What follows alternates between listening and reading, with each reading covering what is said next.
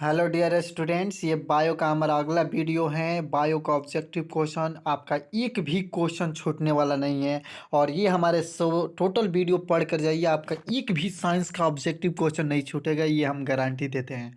आइए स्टार्ट करते हैं। हमारा अगला क्वेश्चन है ये, समजात अंगों के उदाहरण हैं। तो राइट आंसर ऑप्शन है हमारा हाथ तथा कुत्ते का अग्रपाद। Right answer option A. अगला क्वेश्चन है, विकासीय दृष्टिकोण से हमारी किससे अधिक समानता है। विकासीय दृष्टिकोण से हमारी किससे अधिक समानता है। तो राइट आंसर ऑप्शन बी, यानी चिंपैंजी। चिंपैंजी से हमारे अधिक संपदा है। अगला क्वेश्चन है ये, द ओरिजिन ऑफ स्पेसिस। ध्यान दीजिएगा, बहुत इंपॉर्टेंट क्वेश्चन है। द ओरिजिन ऑफ स्पेसिस नामक पुस्तक किसने लिखी। तो राइट आंसर डार्विन। बहुत इंपॉर्टेंट क्वेश्चन है। अगला क्वेश्चन है, मनुष्य में कितने जोड़े गुणसूत्र पाए जाते हैं। तो राइट आंसर होगा ऑप्शन सी, यानी 23। याद रखिएगा, बहुत इंपॉर्टेंट क्वेश्चन है। अगला क्वेश्चन है कि कीटों के पंख, चमगादड़ के पंख किस तरह के अंग हैं।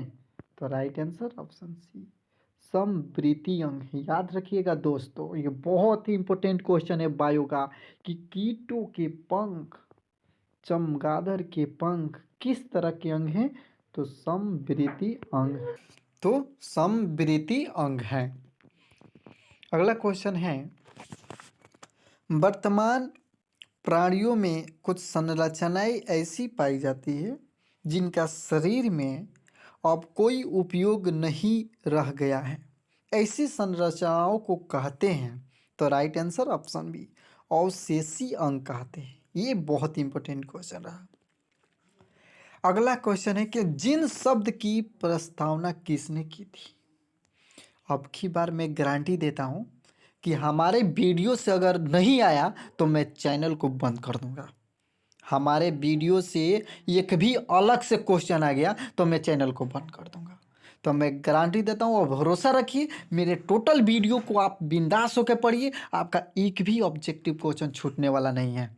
तो आइए देखते हैं अगला क्वेश्चन।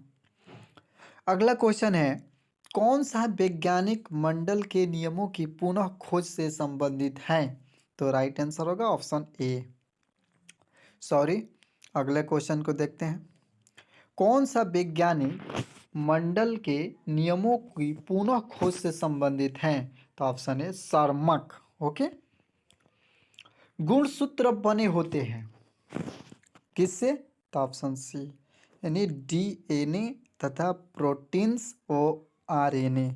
राइट आंसर होगा ऑप्शन सी, गुणसूत्र बने होते हैं। याद रखिएगा, डीएनए और आरएनए भी होता है और प्रोटीन्स भी होता है। नेक्स्ट क्वेश्चन है, कोशिका में आनुवांशिक पदार्थ हैं। तो राइट आंसर होगा ऑप्शन ए, यानी डीएनए। डीएनए जो है कोशिका में आनुवांशिक पदार्थ है, क्योंकि डीएनए का मतलब होता है कि अगर आप में वो हैं तो आपके लड़के में होंगे, उनके फिर बच्चे होंगे तो उनमें होते हैं। तो डीएनए एक टेस्ट होता है जो इसी के द्वारा होता है। ठीक है, अगला क्वेश्चन देखते हैं। जीन शब्द किसने प्रस्तुत किया। तो ऑप्शन है जॉनसन ने। बहुत इंपॉर्टेंट क्वेश्चन है कि जीन शब्द किसने प्रस्तुत किया। तो जॉनसन ने। तो राइट आंसर होगा जॉनसन। अगला क्वेश्चन है, मलेरिया उत्पन्न करने वाला मच्छर किस तरह के जल में उत्पन्न होता है। तो राइट आंसर बी, यानी गंदा जल में। अगला क्वेश्चन है कि डेंगू उत्पन्न करने वाला मच्छर किस तरह के जल में उत्पन्न होता है। तो राइट आंसर ऑप्शन है, यानी साफ जल में। याद रखिएगा, बहुत बच्चे कंफ्यूज होते हैं कि डेंगू उत्पन्न करने वाला मच्छर जो है किस तरह के जल में उत्पन्न होता है। तो साफ जल में। लेकिन बट यही अगर हम कहें मलेरिया उत्पन्न करने वाला मच्छर कहाँ जन्म लेता है। तो गंदा जल में। बहुत इंपॉर्टेंट क्वेश्चन है। अगले क्वेश्चन को देखेंगे हम। अवशेषी अंग का उदाहरण है। तो राइट आंसर, इनमें से सभी, पेशीय, पुच्छ, कशेरुकाय, निषेचक, इनमें से सभी, यानी ऑप्शन डी राइट आंसर है। अगला क्वेश्चन है, लैंगिक जनन के उपरांत संतानों में अलैंगिक जनन की अपेक्षा होगी। तो राइट आंसर होगा बी, यानी अधिक।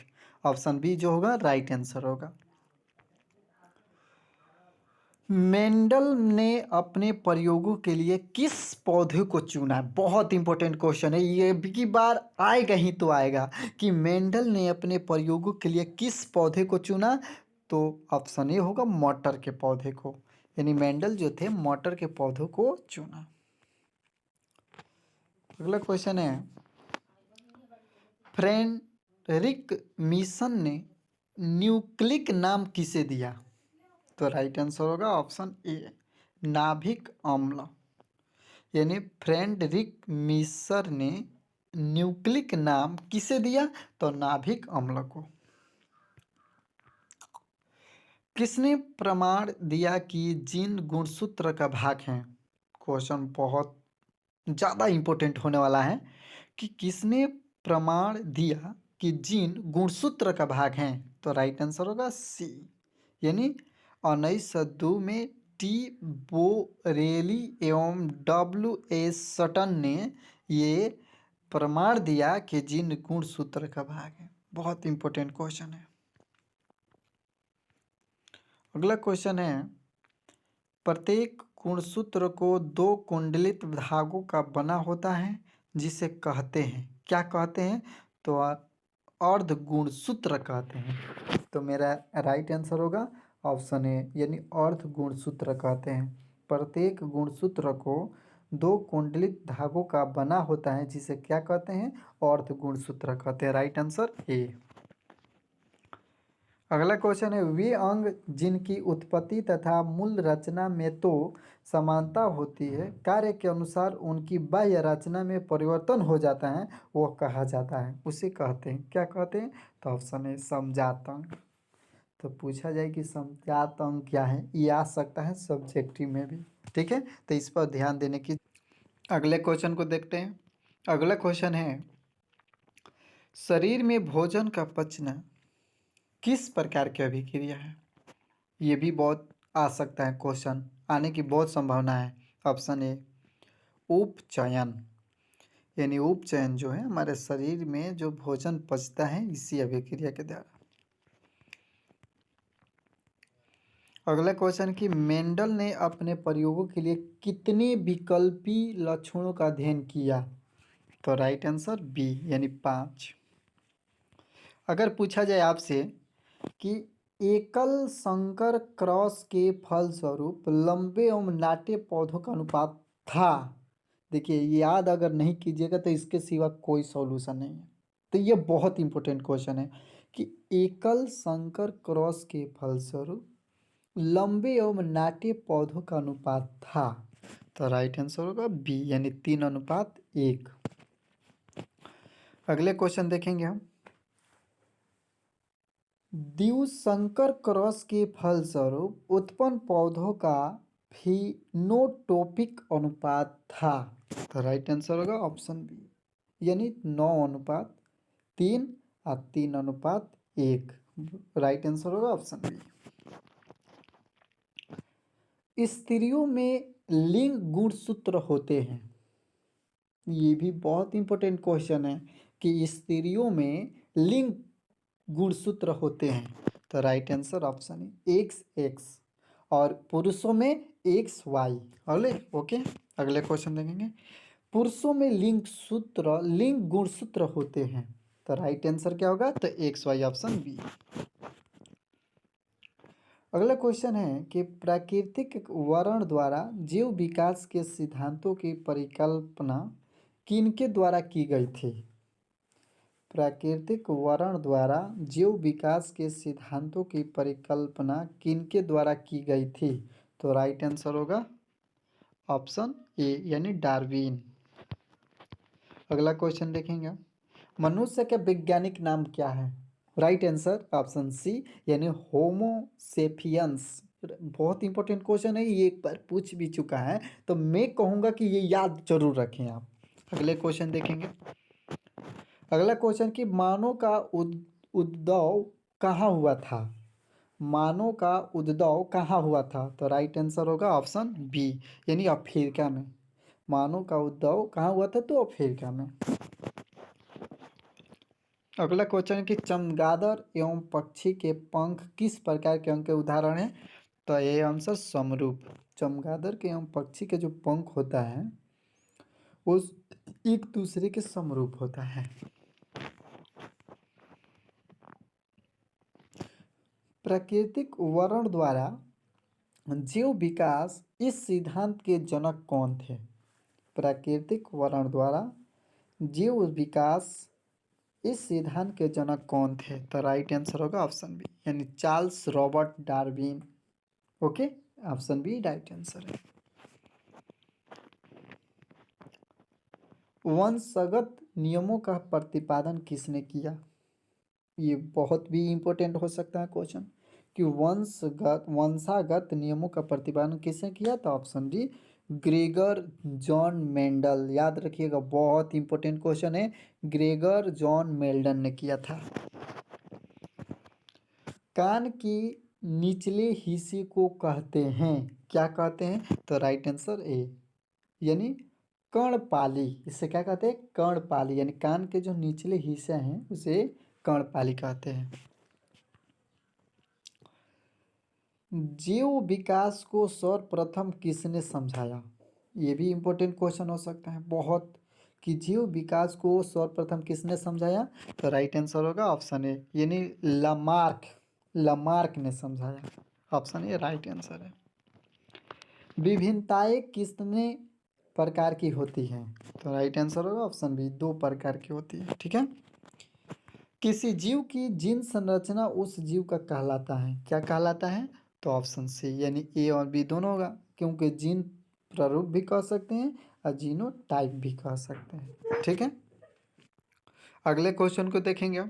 अगला क्वेश्चन है जीन प्रारूप तथा वातावरणीय दशाओं द्वारा निर्धारित वैसे आनुवंशिक लक्षण या विशेषक जो स्पष्ट रूप से दिखाई देते हैं वो कहलाते हैं, क्या कहलाते हैं? तो ऑप्शन सी लक्षण प्रारूप। याद रखिएगा, या फिनोटाइप कोई पूछ दे, ये सब्जेक्टिव क्वेश्चन में भी आ सकता है कि जीन प्रारूप तथा वातावरणीय दशाओं द्वारा निर्धारित वैसे आनुवंशिक लक्षण या विशेषक जो स्पष्ट रूप से दिखाई देते हैं उसे क्या कहते हैं? उसे लक्षण प्रारूप या फेनोटाइप कहते हैं। ठीक है, बहुत इंपॉर्टेंट क्वेश्चन है। अगला क्वेश्चन है कि ग्रेगर जॉन मेल्डन व्यक्तिगत जीवन में क्या थे? बहुत इंपॉर्टेंट, फिर से एक बार रिपीट करेंगे हम कि ग्रेगर जॉन मेल्डन व्यक्तिगत जीवन में क्या थे? तो आंसर होगा मेरा राइट आंसर होगा सी, पदारी। ठीक है, पादरी। अगला क्वेश्चन है कि मेंडल ने जनक पीढ़ी को किस लेटर से सूचित किया? तो राइट आंसर ए, यानी पी से। ये क्वेश्चन भी बहुत सब्जेक्टिव में भी आ सकता है और बहुत इंपॉर्टेंट क्वेश्चन है कि किसी भी प्रजाति विशेषक के एक समशिष्ट या आबादी में स्थित समस्त जीन उस आबादी का कहलाता है। तो ऑप्शन बी जीन कोष। अगर आपसे पूछ दिया जाए सब्जेक्टिव में कि जीन कोष क्या है, तो आप लिख सकते हैं कि किसी भी प्रजाति विशेषक के एक समष्ट या आबादी में स्थित समस्त जीन उस आबादी का क्या कहलाते हैं? तो जीन कोष कहलाता है। ठीक है, ऑप्शन बी राइट आंसर होगा। अगला क्वेश्चन है कि जाति उद्भव उन जीवों में होता है जिसमें लैंगिक जनन होता है। याद रखिएगा, और ये भी बहुत important, option A right answer होगा। अगला क्वेश्चन है कि डीएनए अनुक्रम के तुलनात्मक अध्ययन द्वारा किसी जीव के पूर्वजों की खोज कहलाता है, क्या खोज कहलाता है? तो ऑप्शन बी आणविक जाति वृत्त कहलाता है, यानी ऑप्शन बी राइट आंसर होगा। अनुवांशिक की का पिता कहा जाता है, किसको कहा जाता है? तो मंडल को कहा जाता है। याद रखिए, बहुत ही इंपॉर्टेंट क्वेश्चन है। अगला क्वेश्चन है कि किसके मतानुसार जीवों के प्रजनन के द्वारा अधिक से अधिक संतान उत्पन्न करने की क्षमता होती है? तो ऑप्शन बी मेंडल के द्वारा। ओके, राइट आंसर होगा। अगला क्वेश्चन है हमारा कि डीएनए में कितने प्रकार के नाइट्रोजन क्षारक होते हैं? तो ऑप्शन ए 2 प्रकार के। पक्षी तथा तितली के पंख होते हैं। ऑप्शन बी असमजात अंग। याद रखिएगा, बहुत इंपॉर्टेंट क्वेश्चन है ये। किसी जीव की जीनी संरचना कहलाती है, क्या कहलाती है? तो जीन प्रारूप कहलाती है, जीपोटाइप। याद रखिए, बहुत इंपॉर्टेंट क्वेश्चन है ये हमारा। अगला क्वेश्चन है कि जीव विज्ञान की वह शाखा जिसके अंतर्गत विभिन्नता तथा आनुवंशिकता का अध्ययन किया जाता है वो कहलाता है। तो आंसर होगा डी, यानी आनुवांशिकी।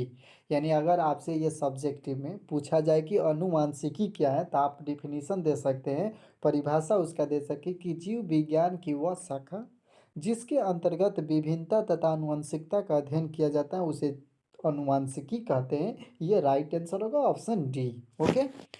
अगले क्वेश्चन है कि अफ्रीकी मानव का सबसे निकट संबंधी है।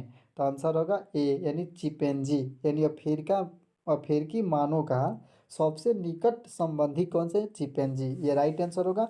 और ही ऐसे वीडियो देखने के लिए और एक भी क्वेश्चन नहीं छोड़ने के लिए हमारे यूट्यूब चैनल पर वीडियो उपलब्ध हैं। आप टोटल वीडियो को देखें और याद करें और परीक्षा बिंदास होकर दें।